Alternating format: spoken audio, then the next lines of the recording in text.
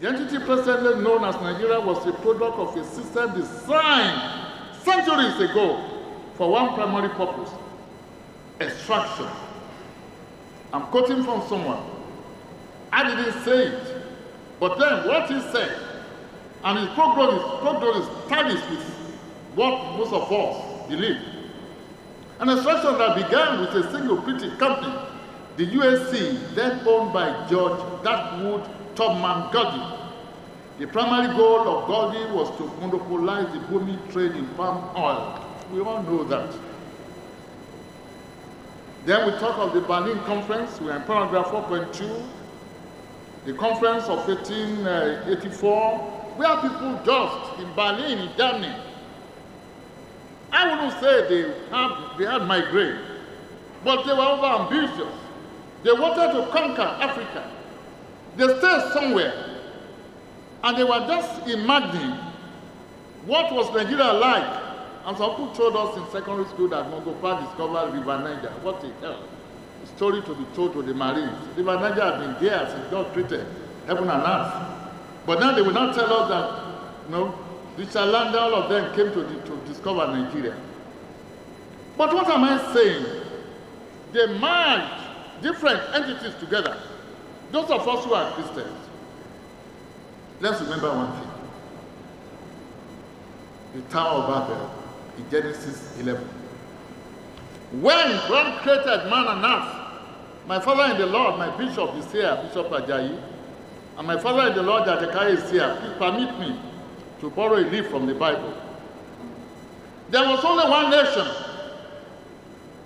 only one set of people, only one language. God does not make mistake. But when man or men decided to plant the Tower of Babel, to erect it, architectural madness, they want to see what God looked like, what the heavens looked like. God descended, He scattered them. That was the beginning of languages, of nationalities. Before then, there was only one language.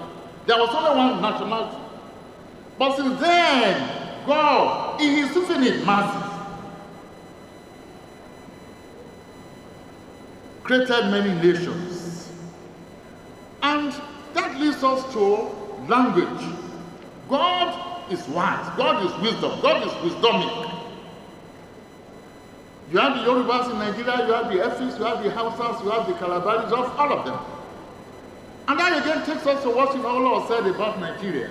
We are not like West, we are not like Britain, we are not like the US, we are not like, but we are multilingual, multi-ethnic. Then we had a lot of problems with us. We have the amalgamation of 1914, where Lugard and his mistress, they said, let us amalgamate the northern and southern Nigeria, and we have had our problems. We thought we'd make it. We tried as much as possible. We were forging ahead. We had our nuances, we had our problems, but we were forging ahead. But we have the problem facing us, which in the First Republic we refused or we failed, we neglected to resolve.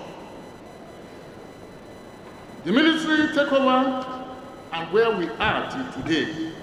We give examples when you look at paragraph 5.3, how states were created, United States of America. They appreciated their differences. A colony of the United Kingdom. They weren't like us, but they came together. Let us form a nation. And what is the foundation? A constitution. We come together, say we have decided to form a nation, to form a federation, not a confederation. And how do you form a nation? All these things are here, and I've given examples. And I said that constitution is a sine qua non to the sole health and stability of a nation. We are now in paragraph 6.0. We are going through to 6.1 and others. I don't want to rely much on legal jargons, but what is a constitution? A constitution is the organic law, the fundamental law, the basic law, the norm, the very essence of humanity. Again, God created man. He put him in the Garden of Eden. There was a constitution there. In Exodus 20, there was the law, the commandments. There was a constitution. When you look at the books, Numbers, all of them, you have the constitution. There must be a platform. There must be a ladder. I'm trying as much as possible not to be too legalistic. I know Olanipekun is looking at me. I know Afebola is looking at me. But there, the audience, we are not all lawyers. So that we can appreciate what a constitution is. When you are married, you and your husband and your children, there is a constitution for the house. And between you and your workers, you have a constitution. You cannot do without a constitution. No nation can do without it. So having laid this foundation for the benefit of our audience, most of us who are not lawyers, then we go what the legal people say what is a constitution, what constitution is. We've gone through the Christian school of thought, the Blank's Law Dictionary in 6.4, 6.5, and to the Christians. He said, it is the ultimate norm that brings life to every civilized polity. The norm that brings life is that the oxygen that flows in your bone marrow, that flows in your veins, the blood vessel of a nation. The Yoruba people will say, Ẹja ṣe bó ṣe ń ṣe, kó lè rí bó ṣe ń rí. There must be a constitution. And what is a constitution? I've also defined it where I said the whole system of government of a country, the collection of rules which establish and regulate or govern the government. Then there is this scholar. I'm so fond of him, it's my Aburo, maybe because he's from Ekiti, he's from Efon. Program 6.6. To him, that's the liars, that's of my teacher in school. But when we now come to Killer, he says Constitution is a negotiated document. A constitution is a negotiated document. He said, most importantly, functions as a constructive compromise. Constructive, as it is the foundation upon which the desire to dwell together for different people is built. A compromise, as it is the new point to reach after agreeing to trade off some items or principles for the benefit of the new construct. Now, for our 1960 and 1963, I'll be done in 1 hour by the grace of God. In primary school in 1960, when Nigeria obtained independence, 1960 the Independence Constitution, 1963 the Republican Constitution, and let's be honest with ourselves. Both constitutions were fairly federal. There were 3 regions at independence: the West, the North, and the East. Each of them progressively. Don't mind my being tautologous. There was heavy rivalry. Ahead of what Sam Bello told Asikwe during the discussion. He said, appreciate me, understand me, don't empathize with me, don't sympathize with me, understand me. I am a Muslim, I am a Northerner, you are a Southerner, you are an Easterner, you are a Christian. It is when we understand ourselves, we appreciate ourselves, then we compromise. That is part of federalism. But what did we have? What happened to us after the First Republic? Let us remind ourselves, those of us who are from this part of the country. The West was rising. The Western region was rising. First television station. Here we are from Ekiti. I am from Ekiti. I never felt inferior to anybody. Never. I have good education. I attended my grammar school. From there to Elisha Grammar School, I didn't feel inferior to anybody. In the Western region, when I was at Elisha Grammar School, 7 of us offered English, A-levels. We had 4 teachers. When you tell your children now, they say, wow, is that possible? 7 of us in class with 4 teachers. Can that happen now? They will tell you, when you tell your grandchildren, they say, oh, Grandpa, no lie story you are telling us. How do we believe you? Obafemi Awolowo University was one of the best in the world. Ditto for Ahmadu Bello, ditto for Nsukka. But you know what? We might not know. Products of farming, agriculture. Ladies and gentlemen, Google, ministerial list in the First Republic. I not come across Minister of Agriculture. I discovered this when I was preparing this lecture. Now, when you talk of agriculture, for fertilizer, Ekiti, Ondo, Osun, they will go to the federal government asking for tokenism for fertilizer. There was no Minister of Agriculture in the First Republic. Yet, from cocoa products, here in the West, from palm products in the East, from the agricultural pyramid, the grammar pyramid in the North, they were funding the projects, and they were doing very well. Until the military people came. And when the military came, because we have to know the background, Agbe Ironsi, what did he do? Decree 34 of 1966, May 1966, it turned Nigeria to a unitary government. That was where we started.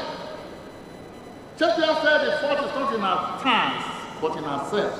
Since then, we have not gotten out of it. That seed that is sowed, we haven't gotten out of it. Although the coup that toppled him in July 1966, the coup said, look, instead of being a federal government or federal arrangement, you turned it to unity. That was one of the reasons they gave for killing him at Ibadan. And our brother, our father, Adekunle Fatuyi. But have we changed? Has the narration changed? Has anything changed from decree number 34? And please, for effect, can you permit me, please can we go to paragraph 8.2? Let's see what the decree, the wordings. The Constitution Suspension Modification number 5 decree 1966, section 1 and 2. Read, subject to the provisions of this decree, Nigeria shall, on 21st May 1966, in this decree, referred to as the appointed day, cease to be a federation, and shall accordingly, as from that day, be a republic by the name of the Republic of Nigeria, consisting of the whole of the territory, which immediately before that day was comprised of the federation. All western provinces, eastern provinces, northern provinces. Has anything changed? As such, you might say we are a federation, but we come to think of it. Later on, we come to examine it. Now, since then, quoting William Butler, the youth, the second coming, the echoed by Chinua Achebe in Things Fall Apart. Turning and turning, in the widening here, the far corner can no longer hear the far corner. Things fall apart, the center cannot hold. Then we come to 1979 to 1969. Some of us lawyers argue, some journalists argue, that there is no difference between the 1979 and 1999 Constitution. With all respect, that is intellectual fallacy. There are so many differences, gaps, journey gaps, a lot of things. But then we just highlight a lot of them, just a few of them. Now, the exclusive legislative lists and concurrent legislative lists are different. In 1979, federalism was still relative, fairly practiced. The governors of Ondo, of Oyo, of Ogun, of Lagos, they were stronger. I want to mind my words, to pick my words, than what we have now. I'm not even now going to compare them with the premiers of the West, Awolowo, of the East, Atiku and Opara, of the North, Ahmadu Bello, the gravitas, the aura, the personality. They were not inferior to the Prime Minister. Awolowo was premier in Ibadan. It was never going to Lagos to take dictations. He was not going there to ask for anything. The West was virtually self-sufficient. And at a point in time, the budget of Western region was more than that of the Federal. At a point in time, we were at par with France. At a point in time, we were civilized. What they call the Nigerian house in London today was the property of Western region. What we call the Nigerian Broadcasting Corporation today was the property of the Western region. We are leading for others to follow. But where are we today? Where are the regions? Where are the powerful presidents? Have they gone into oblivion? And we will be, just say, oh, we will be bemoaning the past without thinking of what we do about our future. Now, when you now look at the 1999 Constitution, a lot of fallacies. I'm not reading, I've just summarized. We talk of the Land Use Act. Nigeria is the only country where you entrench land tenure system into a constitution. There's nothing like no man's land. It's a fallacy, jurisprudential fallacy. You can't say land belongs to government. It doesn't happen. Even when you look at your Bible, at a point in time, God, after the Israelites had got into the promised land, they divided the lands according to the 12 tribes of Israel. So nobody would say, oh, land does not belong to anybody, that there is no man's land. Nigeria is no man's land. The land here belongs to other people, belongs to different families. Ditto for Ikere, ditto for everywhere. But where are we? Land Use Act. Look at paragraph 9.5. The Land Use Act remains a coercive imposition of the military. It bears no democratic parenting, no civic consensus, no philosophical reflection beyond administrative experience. But how did it come? With all respect to General Obasanjo, who inserted it into the 1979 Constitution. It was never decided, never debated by the Constitutional Assembly or by the Constitutional Drafting Committee led by T. Williams. But here we are, up to today, is part and parcel of the 1999 Constitution. After given some analysis, then let us go to paragraph 10.1. This is very important. When you look at the 1979 Constitution, Nigeria had 302 local governments, 152 of them coming from the northern states, 151 in the southern states. Just 2 local governments in the north, more than what we have in the south. Now, we have done some graphs, paragraph 10.2. The system of local government, as between the north and south, has changed dramatically, exponentially, tilting the bulk in favor of the north in the following graphic manners. There are 774 local government areas created by the 1999 Constitution. 413 of them are from the north, 355 are in the south, translating to a marked differential of 61 as between the north and the south, and as against the 2 differentials in the 1999 Constitution. And some people will tell me that the 1999 Constitution replicates the 1979 Constitution. What a fallacy. Then we've done some breakdown as between the northwest, the southwest, the south-south, even in Imo and Lagos. Let's take Lagos for example. Now we are now in paragraph 10.5. The former Imo state, now Imo and Abia, had 21 LGAs under the 1979 Constitution. While now Kano and Jigawa had 20. Whereas under the 1999 Constitution, the same old Imo, comprising Imo and Abia, has 44 ADAs, Imo 27, Abia 17, respectively. In contrast, the old Kano, which have less local government areas than the old Imo under the 1979 Constitution, and which is now broken into Kano and Jigawa states, now has 71 LGAs. We're talking of equity. We're talking of fairness. That of Lagos, that of even Kaduna and Katsina, all of them are there. There is this gentleman, we all know him, Eric Teniola. He worked with 3 presidents. He was Director of Information. He worked with 4 secretaries to government. Recently, what he said about the 1999 Constitution, he was there. He was right there. He was in the locus in co. Paragraph 11.1. Recently he said, one thing is however clear. By the time we had the gubernatorial elections in the country in 1999 and the presidential election same year, the new constitution was not ready. And he ended by saying it was a constitution made in a hurry, a lot of errors, and a constitution that has to be done with. People of the Fountain,